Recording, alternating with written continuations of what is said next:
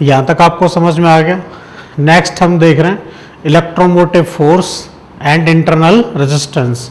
तो सबसे पहले हम बात कर रहे हैं इलेक्ट्रोमोटिव फोर्स की। तो वो सर्किट में करंट जो फ्लो होता है, तो मान लो सर्किट कुछ इस तरीके का हो गया।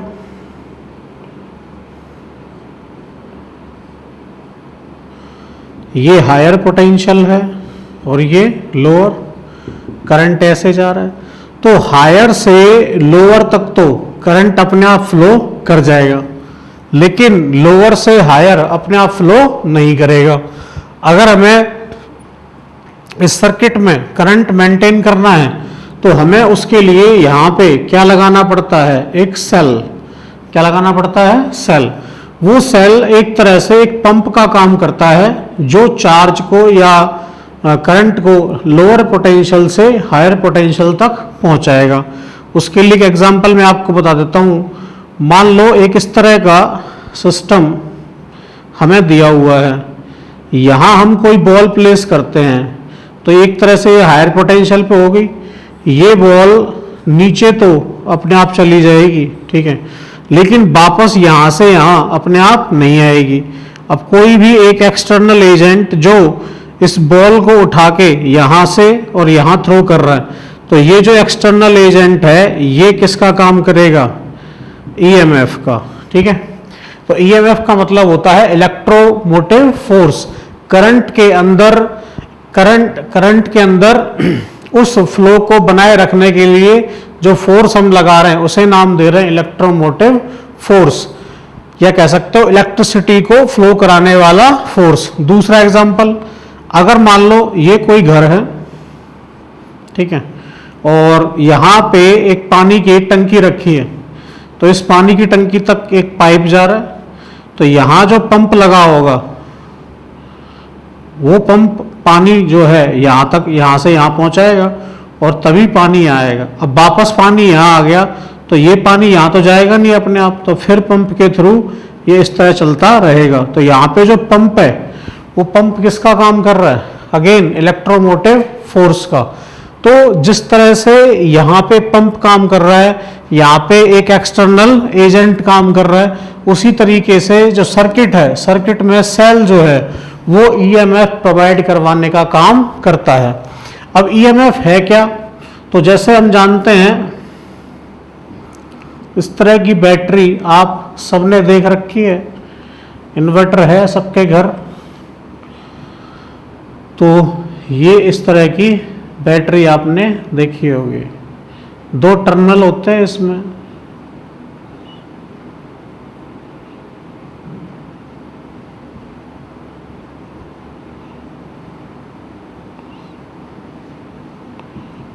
ठीक है।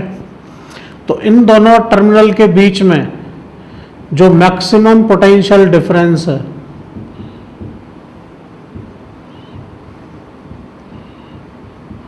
उसको भी हम क्या कह देते हैं, ईएमएफ। तो हम डिफाइन कर सकते हैं maximum potential difference between terminals of a battery is known as EMF, ठीक है। EMF को हम इस एप्सिलॉन वाले टर्म से डिनोट करते हैं, और जिस तरह हम ऐसे लगा देंगे, मान लो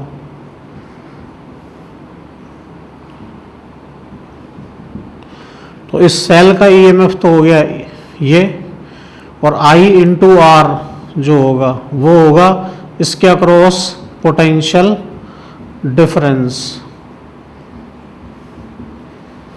जिसे हम कहते हैं टर्मिनल, और शॉर्ट में इसको हम पढ़ते हैं टीपीडी, ठीक है। तो 2 टर्म हमने देख लिए, एक हो गया टर्मिनल पोटेंशियल डिफरेंस टीपीडी, और दूसरा हो गया ईएमएफ। तो ईएमएफ कब होगा, जब हम कोई करंट बैटरी से ड्रॉ नहीं कर रहे, तो उस टाइम पे जो मैक्सिमम पोटेंशियल डिफरेंस होगा उसे हम क्या कह रहे हैं, ईएमएफ। और जब करंट फ्लो कर रहा है तो किन्हीं दो पॉइंट के बीच का जो पोटेंशियल का डिफरेंस है उसे हम कहते हैं टर्मिनल पोटेंशियल डिफरेंस। दोनों अलग अलग हैं, ठीक है।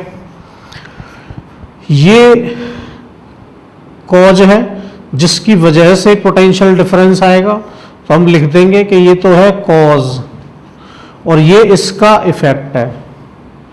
ये क्या है? इफेक्ट, ठीक है। नोट कर लीजिए, फिर हम इनमें डिफरेंस देखते हैं। अब हम देख लेते हैं ईएमएफ में और टर्मिनल पोटेंशियल डिफरेंस में क्या अंतर है। ईएमएफ जो होगा वो होगा एक सेल के जो दो टर्मिनल हैं, तो लोअर से लेकर हायर तक जितना वर्क वो करता है उसे ईएमएफ कहते हैं। It is work done by a source in taking unit charge once around a complete circuit. जबकि ये किन्हीं दो पॉइंट के बीच का जो भी वर्क डन करना होगा यूनिट चार्ज के लिए वो होगा terminal potential difference.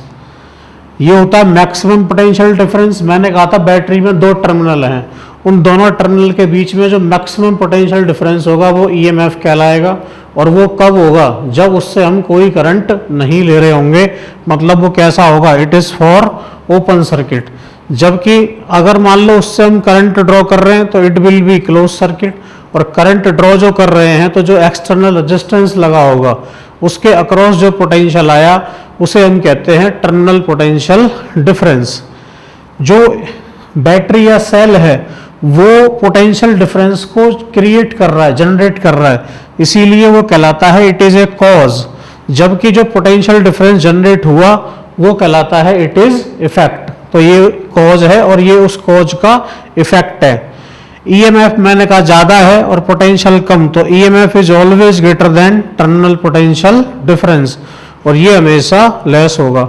EMF external हम कुछ भी रेजिस्टेंस लगाएं, ईएमएफ उस पर डिपेंड नहीं करता, लेकिन जो पोटेंशियल डिफरेंस बाहर होगा, टीपीडी होगा, वो एक्सटर्नल रेजिस्टेंस पर डिपेंड करेगा, ठीक है। तो एक बार इनको नोट कर लो, फिर हम आगे पढ़ते हैं इंटरनल रेजिस्टेंस क्या है। नेक्स्ट हम टॉपिक डिस्कस कर रहे हैं इंटरनल रेजिस्टेंस। इंटरनल रेजिस्टेंस क्या होगा? देखो, जो सेल है तो उस सेल में दो टर्मिनल हैं, प्लस और माइनस। करंट अगर ऐसे फ्लो कर रहा है तो इसके बीच में जो इलेक्ट्रोलाइट भरा हुआ है बैटरी के अंदर, तो एक एंड से, एक टर्मिनल से दूसरे टर्मिनल तक करंट को फ्लो करने में जो रेजिस्टेंस ऑफर इलेक्ट्रोलाइट करता है उस रेजिस्टेंस को हम क्या कहते हैं? Internal resistance. तो हम डेफिनेशन कैसे दे देंगे? The resistance offered by electrolyte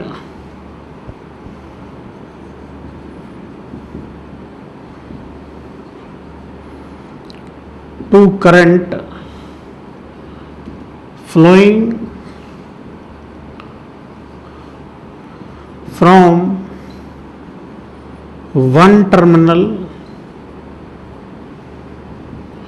to another, उसे हम कहते हैं इंटरनल रेजिस्टेंस और इसको डिनोट हम करते हैं स्मॉल आर से।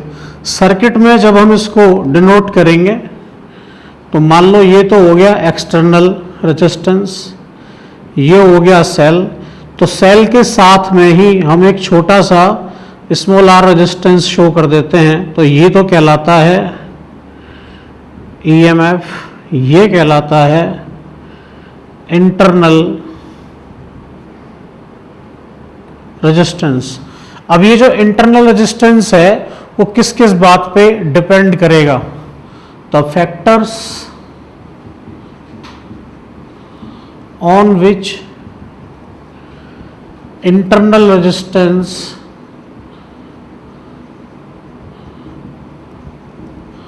depend।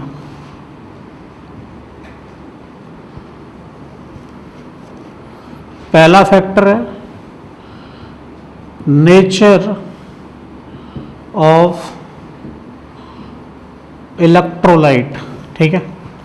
जो सॉल्यूशन इसके अंदर भरा होगा वो किस तरीके का सॉल्यूशन है उस पर डिपेंड करेगा कि रेजिस्टेंस कितना ऑफर होगा। दूसरा, लेंथ बिटवीन टू इलेक्ट्रोड्स,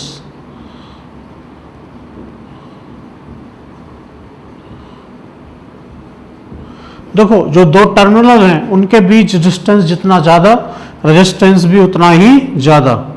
तीसरा, टेम्परेचर पर डिपेंड करेगा, टेम्परेचर ऑफ इलेक्ट्रोलाइट।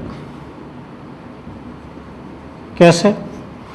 टेम्परेचर बढ़ने से विस्कोसिटी कम होगी, विस्कोसिटी कम होने से उसको कम रेजिस्टेंस ऑफर होगा। तीसरा, चौथा हो गया कंसंट्रेशन ऑफ इलेक्ट्रोलाइट। अगला होगा एरिया ऑफ इलेक्ट्रोड